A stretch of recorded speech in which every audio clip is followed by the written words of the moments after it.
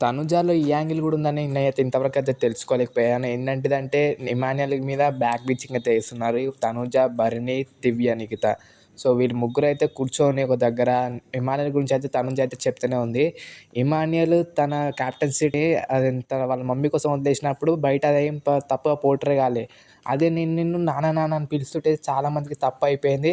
ఇక్కడ బయట ఏం జరుగుతుందో అని ఇమాన్యుయల్ మీద వీళ్ళైతే చాలా డౌట్స్ అయితే పడుతున్నారు. ఇంకా తనుజ ఏమంటదంటే ఇమాన్యుయల్ నాన్న నాన్న అని ఎక్కిరించడం వల్లనే బయట తప్పుగా పోర్ట్రే అయితుంది. ఇమాన్యుయల్ ఊకే వచ్చి ఇయ్యు ఇయ్యు అనడం వల్ల తప్పుగా పోతుంది అని ఇమాన్యుయల్‌ని వీళ్ళు డౌట్ పడుతుర్రు. ఇమాన్యుయల్‌ని నెగెటివ్‌గా మాట్లాడుకుంటుర్రు.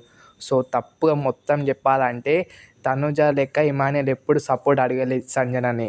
అండ్ తనుజ లెక్క ఎప్పుడు ఏడవలే మా అమ్మ నాకు సపోర్ట్ చేస్తలేదని.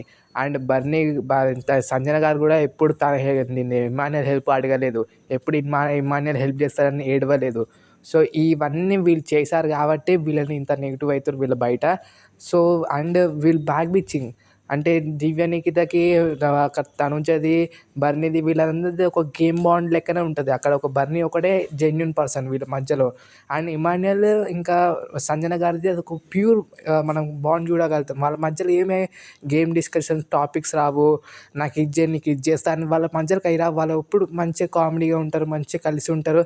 ఏమన్నా కష్టం వస్తే ఇద్దరు కలిసి చూస్తారు. అది వాళ్ళ బాండ్. వీళ్ళ ముగ్గురు అలా కాదు. వీళ్ళదేమో నాకు నాకు అనుకుంటూ కొట్టుకొని వస్తుంటారు వీళ్ళు ముగ్గురు. ఇది వీళ్ళది.